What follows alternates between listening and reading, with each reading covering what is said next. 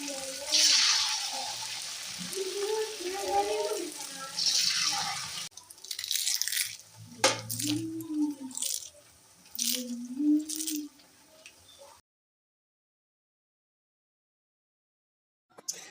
பாருங்க, நான் இதை அரைவாசி மாவை இப்படி செய்துட்டேன் பாருங்க, இவ்வளவு மெல்லிசா செய்திருக்கிறேன். Hello my dear Regi kitchen families, எல்லாரும் எப்படி இருக்கிறீங்க? Welcome to Regi kitchen. இன்னைக்கு நாங்கள் என்ன செய்ய போறோம்னு பார்த்தீங்கன்னா, அவள் வந்து எல்லாரோட வீட்டையுமே இருக்கும். அவள் வந்து கூடுதலாக எல்லாருமே ஸ்வீட் ரெசிபி தான் செய்து சாப்பிட்ருப்பீங்க. பட் இதில் வந்து நாங்கள் அவளில் வந்து தட்டை வடை பார்க்க போகிறோம்.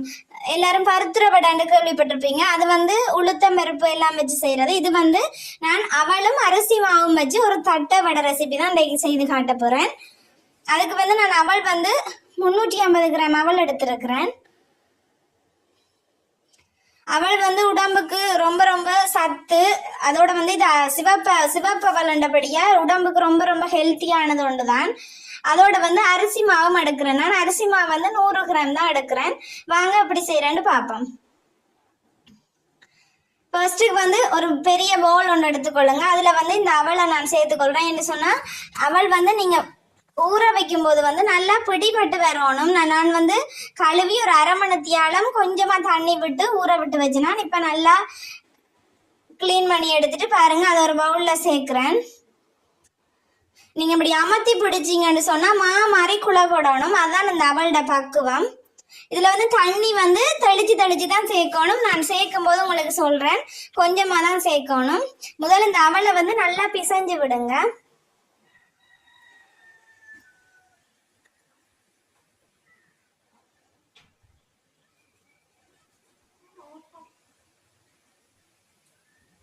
நல்லா சேர்த்து பிசைஞ்சு விடுங்க.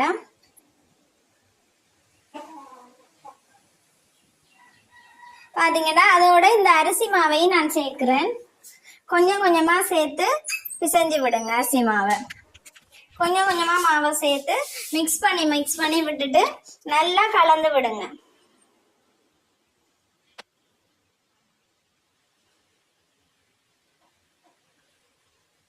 அவள் வந்து பொழிவு கூட, அதனால நீங்க கொஞ்சமா எடுத்தாலும் அதை நீங்க கழுவி ஊற வச்சு வரும்போது பொங்கி நிறைய தான் வரும். அதனால உங்களோட அளவுக்கு ஏற்ற மாதிரி அவள் எடுத்துக்கொள்ளுங்க. நான் முழு அரிசி மாவு எடுத்தேன். அந்த அரிசி மாவு எடுத்த கப்பிலேயே வந்து தண்ணி எடுத்திருக்கிறேன். தண்ணியை வந்து கொஞ்சம் கொஞ்சமா தெளிச்சு சேர்த்துக்கொள்ளுங்க. ஏன்னா ஆல்ரெடி அவள்ல வந்து ஈரத்தன்மை இருக்குது. அதனால தண்ணியை தெளிச்சு சேர்த்து நல்லா சப்பாத்தி மாவுட பதத்துக்கு குழைச்சு கொள்ளுங்க. இதுல வந்து நான் அதை குழைக்கிறதுக்கு முதல் மிளகாத்தூள் 1 டேபிள் ஸ்பூன், உப்பு தேவையான அளவு, மஞ்சத்தூள் ஒரு கொஞ்சமா எடுத்துக்கிறேன், பெரிய சீரகம் கொஞ்சமா எடுத்துருக்கேன். அது எல்லாத்தையுமே சேர்க்கிறேன். அதே மாதிரி கருப்பு உளுத்தம் பருப்பு, உங்கள்ட்ட வெள்ளை உளுத்தம் பருப்பு இருந்தா வெள்ளையும் சேர்த்துக்கொள்ளுங்க. கருப்பு உளுத்தம் பருப்பு 1 டேபிள் ஸ்பூன் எடுத்துருக்கேன். கொஞ்சமா ஊற வச்சு எடுத்துருக்கேன். அதையும் சேர்த்துக்கொள்றேன். அதை சேர்த்துக்கொள்றேன். இது ஆப்ஷனல் தான். இது என்னன்னா, நான் கருத்துற வடை மாதிரி செய்யறபடியா அந்த டேஸ்ட் அந்த அதே மாதிரி இருக்கணும்ன்றதுக்காக நான் இந்த உளுத்தம் பருப்பு சேர்க்கிறேன். அது உங்களோட ஆப்ஷனல் தான். நல்லா மிக்ஸ் பண்ணி விட்டுட்டு அதுக்கு பிறகு தண்ணி சேர்த்து சப்பாத்தி மாவு மாதிரி குழைச்சு கொள்ளுங்க. கொஞ்சமா தண்ணி சேர்த்து கொஞ்சமா தெளிச்சு சேர்த்து கொள்ளுங்க. உரிமிக்க தண்ணி சேர்த்தா களி மாதிரி போயிடும். கொஞ்சமா தண்ணி சேர்த்து குழைச்சிடுங்க. குழைச்சிட்டு காட்டுறேன் பாருங்க. இதே மாதிரி நான் குழைச்சி எடுத்துட்டேன். நல்லா குழைச்சி விடுங்க. மாவு வந்து நல்லா சாஃப்டா இருக்கணும். அதுக்கேற்ற மாதிரி நல்லா குழைச்சி விடுங்க. உளுந்தெல்லாம் சேர்ந்து நல்லா உங்களுக்கு மிக்ஸ் ஆகி சப்பாத்தி மாவு மாதிரி வரணும்.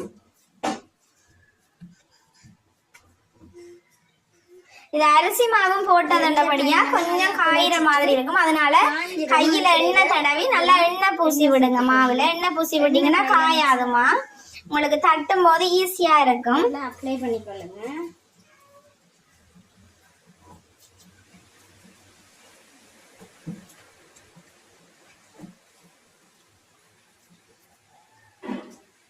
பாருங்க மாவு எவ்வளவு நல்லா சாஃப்டா வந்திருக்குன்னு சொல்லி இப்படி பாருங்க. மாவு இப்படி பிடிக்கும் போது நல்லா சாஃப்டாவும் நல்லா உருண்டையா திரண்டு வரணும். இல்லாண்டி நீங்க மாவு பிடிக்கும் போது சில பேர் அரிசி மாவு ஒழுங்கா கலப்படாட்டி உடைஞ்சு வரும். அதனால நீங்க மாவு குழைக்கும் போது கொஞ்சமா தண்ணி சேர்த்து குழைச்சு கொள்ளுங்க. ஒரு கொஞ்சம் மாவு எடுத்து சிப்ஸாவும் உங்களுக்கு நான் இந்த வீடியோவிலே செய்து காட்டுறேன். தட்டை வடையாவும் செய்யலாம். ஓகே, இனி வாங்க எப்படி தட்டை வடை செய்யறேன்னு சொல்லி பார்ப்போம். பாருங்க நான் உருண்டை பிடிக்க அந்த கிளிப் கட் ஆயிடுச்சு, வீடியோ கிளிப். இதே மாதிரி சின்ன சின்ன உருண்டையா பிடிச்சு கொள்ளுங்க. இதுலயும் வந்து இது கொஞ்சம் பெருசுண்டா நான் சில வேளை இதையும் ரெண்டா ஒன்றும் பாதி அந்த ஒரு உருண்டையவே பாதியா எடுப்பேன். அதனால நான் அந்த ஒரு உருண்டையவே பாதியா எடுத்து தான் ரெண்டு ஆக்குறேன். என்று சொன்னா சின்ன சின்ன தட்டை விட தானே சின்ன சின்னனா பிடிச்சு கொள்ளுங்க. வந்து கொஞ்சம் சின்னனாவே பிடிச்சு கொள்ளுங்க. பாருங்க நான் அந்த ஒரு உருண்டையே ரெண்டு ஆக்கினால வரும். இது வந்து ஒரு பொலித்தீன் கவர் உண்டுல, அப்படி இல்லாட்டி உங்களோட சப்பாத்தி கட்டை இருந்தாலும் ஓகே. நான் வந்து பொலித்தீன் கவர் தான் எடுத்திருக்கேன். அதுல வந்து எண்ணெய் தடவிட்டு இப்படி ஒரு டிஃபன் பாக்ஸ் எடுத்துக்கொள்ளுங்க. இந்த பொலித்தீன் கவர்ல எண்ணெயை பூசிட்டீங்கன்னா ஒட்டாது. வச்சுட்டு ஒரு ப்ரெஸ் கொடுத்தீங்கன்னு சொன்னா நல்ல மெல்லிசா வரும். எவ்வளவு மெல்லிசா தட்டியலுமோ அந்த அளவு மெல்லிசா தட்டி கொள்ளுங்க.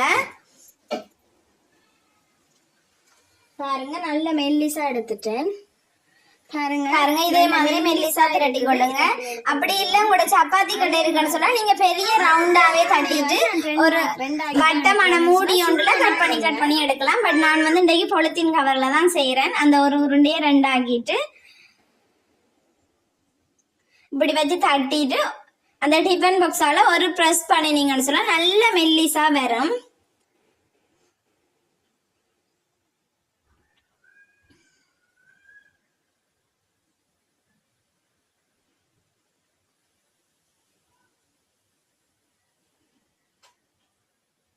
பாருங்க எல்லாத்தையும் நான் தட்டி எடுத்துட்டேன். இதே மாதிரி மெல்லிசா தட்டி எடுங்க.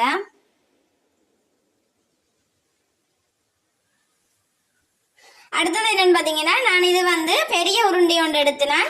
உங்களுக்கு இதுல வந்து சிப்ஸ் மாதிரி செய்து காட்டுறதுக்கு, சின்ன பிள்ளைகளுக்கு வந்து சிப்ஸ் மாதிரி இருந்தாலும் ரொம்ப பிடிக்கும். அதனால நான் வந்து இதை ஒரு அந்த பொலித்தீன் கவர்லயே பெரிய உருண்டையா எடுத்து மெல்லிசா தட்டி வச்சுட்டு சிப்ஸுக்கு ஏற்ற மாதிரி சின்ன சின்னனா வெட்டி எடுத்துக்கொள்ள போறேன்.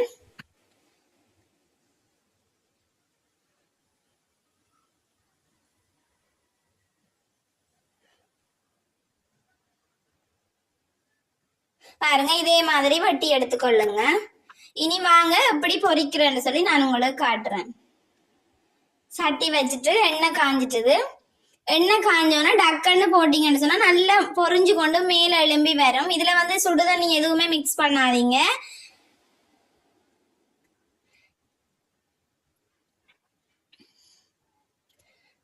குழைக்கும் போது சுடு தண்ணி எதுவும் மிக்ஸ் பண்ணாம நார்மல் பச்சை தண்ணியையே கொஞ்சம் கொஞ்சமா தெளிச்சு சேர்த்தீங்கன்னு சொன்னா ரொம்ப மொறு மொறுன்னு சொல்லி தட்டை விட ரெடி ஆயிரும். பாருங்க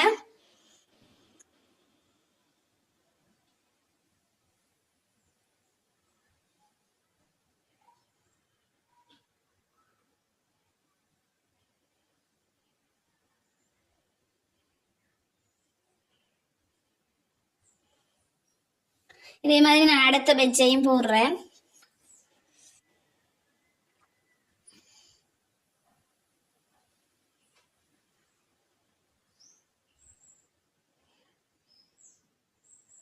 எண்ணெய் நல்லா காஞ்சிட்டேன்னு சொன்னா அடுப்பை வந்து கொஞ்சமா குறைச்சி வச்சுட்டு பாருங்க நல்லா உடையுது. கிரிப்ஸியா இருக்கும். ட்ரை பண்ணி பாருங்க. அவள்ல யாருமே இப்படி செய்திருக்க மாட்டாங்க. ஒரு நாளைக்கு ட்ரை பண்ணி பாருங்க.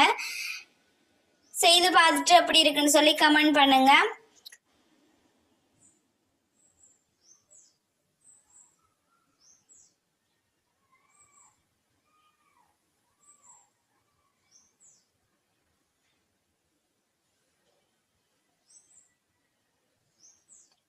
ஓகே, நான் இனி அந்த சிப்ஸுக்கு வட்டினதையும் போட்டு காட்டுறேன் உங்களுக்கு.